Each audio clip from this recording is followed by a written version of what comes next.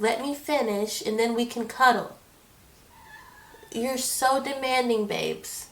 I know the moon is becoming full, alright? I know what it does to all of us. I need you to settle down.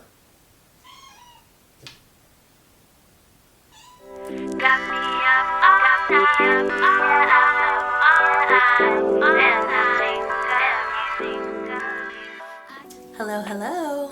I am Sarai, and I have a cold, but the show must go on because this full moon in Leo energy reading that I did was so loaded full of information that I'm sure would be really helpful to anyone who comes across this video. So let's get right into it with the astrological aspects. So our first full moon of the year will be on January 25th in the lively fire sign of Leo, and that's going to come with a lot of positive energy. Collectively, we're being pulled towards embarking on creative endeavors and overall romanticizing our lives a bit. More energy is flowing through our heart chakras right now, and given that energy is met with little to no resistance, that's going to invite a lot of emotional stability into our lives. Our perspective on how we experience our emotions is becoming more optimistic right now. I think it's also really important to note that this full moon in Leo is going to square Jupiter, which is moving into the Taurus constellation. So when two planets square, that usually comes with a little bit of energetic conflict. So while we have the energy of the lively, fiery Leo, which is very outgoing, very ambitious, very flamboyant, you also have the energy of this Taurus that's an earth sign, very slow moving, more cautious and conservative.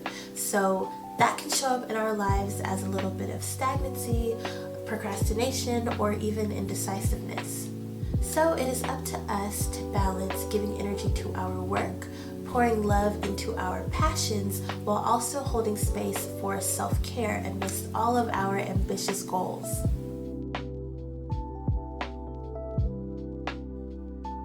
So I felt like going more in depth explaining the energy that I picked up on during the tarot reading because there was so much that our spirit guides were trying to get out there, so much information that was trying to reach the collective. So there was this theme of stagnancy that really needed to flow, and that stagnancy was located in the heart chakra, and it felt like it was coming from holding on to old perspectives that no longer serve the collective highest good. There was also a very persistent energy of needing to purge out the truth, which would make sense with Pluto now being in the sign of Aquarius, which happened on January 20th. So Pluto is the planet of renewal, transformation, and growth, and it's really significant that it's in the air sign of Aquarius. Aquarians are infamous for their bravery when paving the way for innovation. They welcome change with open arms and boldly show up as themselves in every space they grow into. So when the energy of the valiant Aquarius meets that of the metamorphic Pluto, we can see a global dismantling of outdated beliefs. This energy is very much giving what's done in the dark comes to the light, and we can see the global effects of that with our politics and our financial systems rapidly changing, the standards that we hold our leaders, influencers, and celebrities to increasing, but most importantly, the truth and the authenticity that wants to show up within ourselves. We're all collectively and individually being called to purge the truth. The universe will no longer allow us to sit in denial about certain aspects of our lives. Different situations we may face will challenge how willing we are to grow, and it'll be up to us to either resist those transformations or allow them to flow in. So in the description box down below, I will include the names of all the tarot and oracle decks that I used in my readings. But let's get into the specifics of the cards that came out and the message that we all received. So from the tarot deck, the Death card came out in reverse, and that was the first card that came out in this reading, and that's signifying the fear of change that I mentioned earlier. Also, the Goddess Oracle cards of Mastery, Secrets, and the Past all came out in reverse. So the beginning of January could have been a little bumpy for all of us collectively. The new moon at the beginning of the month did offer us a lot of change and abundance, but in order to allow those blessings to flow in, we had to be really honest about the things that we wanted and what was holding us back. And we had to release those things in order to make space for the blessings that we were trying to manifest. So, give yourself gentle but persistent honesty right now. You cannot run from or ignore certain memories and behaviors from your past, or they will try to hold you hostage in spaces that you have far outgrown. It's also possible that either how you see yourself or how the people in your life perceive you is preventing you from furthering your growth. There are expectations that you can't or don't want to meet because they don't match who you are presently. And this is why honesty is so highlighted right now. It is the key to us getting to the bottom of all that is holding us back. So the Five of Wands came out reverse and the Eight of Cups came out upright, which is signifying an end to all of those struggles that we experienced in the beginning of January. This full moon is offering us the opportunity to release all that no longer serves us. And when we do, we will find that strength and harmony that we have been missing in the beginning of the month. The angel card Blessings and Abundance came out, which tells me not only were the struggles from earlier in the month a blessing in disguise to expose what cannot continue to hinder your growth, but there will be more blessings to come once you heal this stagnant energy that's in your life. Your angels are there to uplift you, but they need you to do your part. And both of those cards are giving us reassurance that God and our spiritual teams are giving us that divine intervention when needed. And it's time for us to explore our shadow selves a little bit deeper. So my favorite part, I have some journaling prompts that you might find helpful to further your self-reflection. So, what spaces, if any, am I forcing myself into that I've outgrown? What do I feel is expected of me in this phase of my life? Either my expectations for myself or others' expectations of me.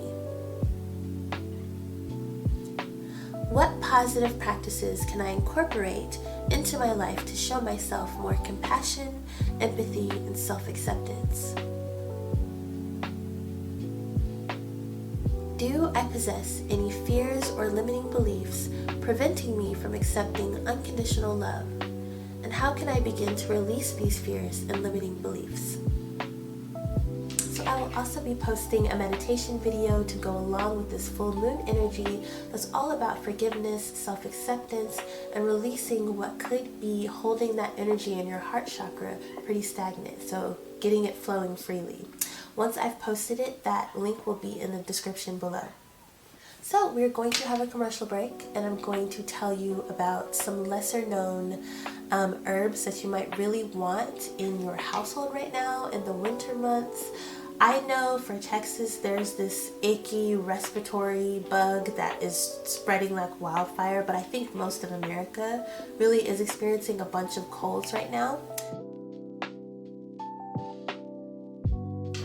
So I thought I would tell you about some secret weapons to keep in your pantry for the cold and flu season. There is mugwort, which can come in a tea and a tincture, and then there's mullein, which can also come in a tea or a tincture. I got these both off of Amazon, but do better than me. Get the tincture, because these teas, they're so bitter. I was unprepared for that flavor. It's bitter, your mouth just bunches up. So I will be buying this in the form of a tincture. Tinctures don't really have much of a flavor, but they are more concentrated and like potent than the tea that you can make. And I think tinctures last a little bit longer than the tea leaves themselves. So I just put this in my tea. They're both really good for giving your lungs and your respiratory system a good detox. So I think this is the only thing that's really keeping me going right now, because my cough is ugly and it's horrible. But I'm pretty sure the mullein that I'm taking every day in my tea is what's helping my asthma not act up every time I cough. So the more you know, want everybody to stay safe and to stay healthy this winter. Do better than me. Rest when you're sick. I just, I'm still practicing what I preach, or trying to. So, yeah, back to our regularly scheduled program. So let's finish where we left off, breaking down the tarot cards that came out and the message that they had for us. So the King and the Queen of Wands came out in a pair from the tarot deck upright, as well as the High Priestess, and from the Goddess deck came the Water card upright as well. This represents us all moving in alignment of our purpose with confidence. We'll be inspired to pour more energy into our passions, and we may even get some recognition in our career roles, all because we have finally moved away from the things that we have outgrown. Growing pains can be very uncomfortable, but there is so much beauty to be found in the journey of self-discovery. No matter what age or phase of life you are experiencing, there is so much to still learn about yourself and how you're showing up in the world. Remember to treat yourself with kindness, compassion, and grace. If you enjoyed this video, please hit that like and subscribe button and share to all your family and friends so they know how to be prepared for this full moon that we're going to be facing. And if you are interested in receiving a personal tarot reading from me, my information will be down below. Talk to you soon. Act. It's the way you act. Where you going? You got what you wanted. Where you going?